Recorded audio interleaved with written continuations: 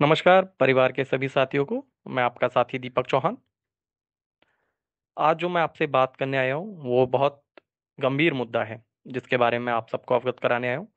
But उससे पहले मेरा आपसे आग्रह निवेदन है कि इस जानकारी को हर एक दृष्टिबाधित साथी तक, दिव्यांग साथी तक पहुंचाएं और चैनल को लाइक करें, शेयर करें, सब्सक्राइब करें और नोटिफिकेशन को ऑन करें, जिससे मेरे द्वारा बताई हुई जानकारी आपके किसी काम आए, मेरा कोई दिव्यांग साथी इस जानकारी से वंचित ना रहे। साथियों, हमने आईबीपीएस पीओ का फॉर्म 2024 फिल किया होगा, तो उसके साथ बहुत सारी समस्याओं का सामना करना पड़ रहा है दृष्टिबाधित साथियों को,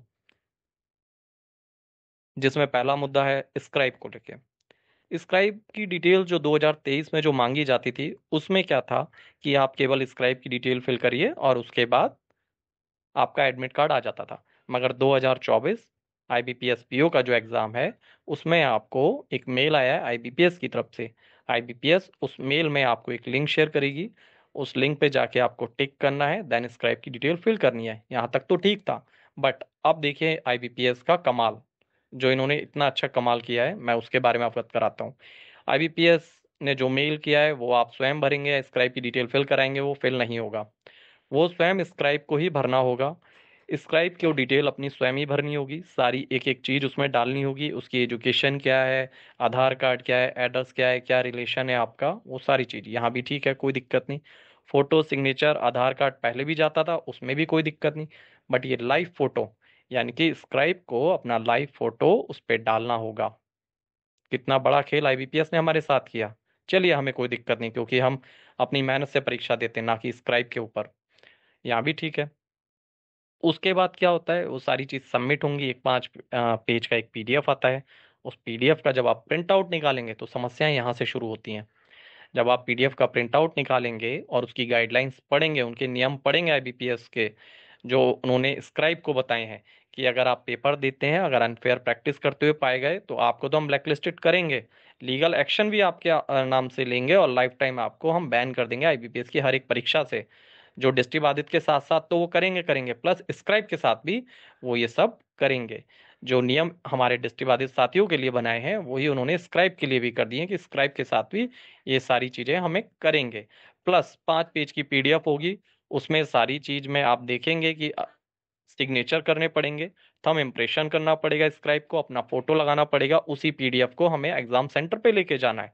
और उसके बाद जो हमारा दृष्टिबाधित दिव्यांग साथी है उसका फोटो सिग्नेचर होगा, उसमें थंब इम्प्रेशन होगा।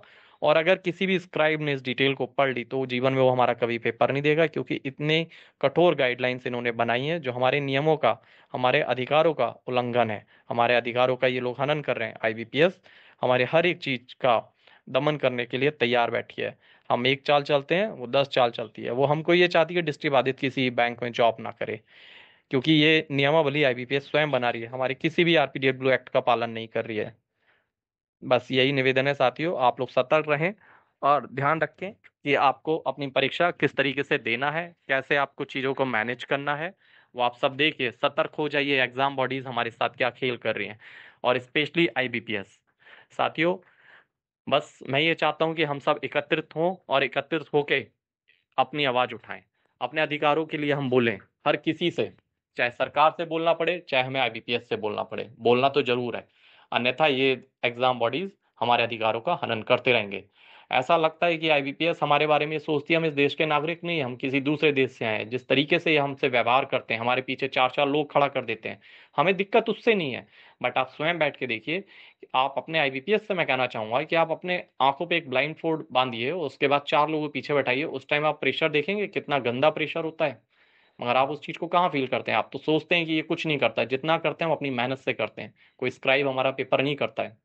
साथियों, आप सबसे मेरा निवेदन है, इस मेरे वीडियो को हर एक दिव्यांग साथी तक पहुंचाएं। और सबसे मेरी रिक्वेस्ट है, रिक्वेस्ट क्या है कि मैं आपके अधिकारों के लिए आवाज उठाता हूं, आपके कानून की बात करता हूं, आपको इन्फॉर्मेशन निकाल निकाल के देता हूं। तो मेरा उत्साह आप लोग बढ़ाइए। कोशिश करिए आप मेरे चैनल को सब्सक्राइब कराएं, लोगों से लाइक करें, शेयर करें, कमेंट्स करें, और मैं ऐसे ही आपको इन्फॉर्मेशन और देता रहूं। आपका दोस्त दीपक चौहान। जय हिंद, जय भारत।